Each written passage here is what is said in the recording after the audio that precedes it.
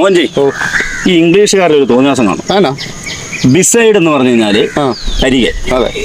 Besides എന്ന് പറഞ്ഞാലോ കൂടാതെ. അത് ശരിയാ. എന്തെല്ലാം തോന്നിയാസങ്ങളാണ് ഇത് കാണിക്കും. എന്നാ ഇതൊന്നും ഒന്നുമല്ല. നിങ്ങൾക്കറിയോ ഇംഗ്ലീഷ് ഭാഷയിൽ ഏറ്റവും വ്യത്യസ്ത അർത്ഥമുള്ള വാക്ക് ഏതാണ്? ഏതാണത്? അത് സിമ്പിൾ, ചെറിയ ചങ്ങാതിയാ, പക്ഷെ ഭയങ്കര വ്യത്യസ്ത അർത്ഥമാണ്. 400ഓളം വ്യത്യസ്ത ഡിഫറെന്റ് മീനിങ് ഉണ്ട് ഇതിന്. ഏതാണത്? സെറ്റ് എന്ന് പറയുന്ന വാക്ക്. ശരി. ജസ്റ്റ് ഒരു കുറച്ച് ഉദാഹരണം പറയാം. ഇപ്പൊ സെറ്റ് ദ ടേബിൾ, മനസ്സിലായല്ലോ? Set the table, set the knife. പിന്നെ അതുപോലെ മാത്തമാറ്റിക്സിൽ വരുന്നതിനും ഒരു കളക്ഷൻ ഓഫ് ഡിഫറെന്റ് ഒബ്ജക്ട്സിൽ സെറ്റ് എന്ന് പറയും. She has one the set എന്ന് പറയുമ്പോൾ അത് സ്പോർട്സിലേക്ക് വന്നതിന് ഡിഫറെന്റ് മീനിങ് ആയി. He has his opinions set in stone, പറഞ്ഞാൽ അടിയുറച്ച തീരുമാനങ്ങളാണുള്ളത്. നോക്കിക്കേ എത്ര വ്യത്യസ്ത. മൂവി സെറ്റ് വേറൊരു ഉദാഹരണമാണ്.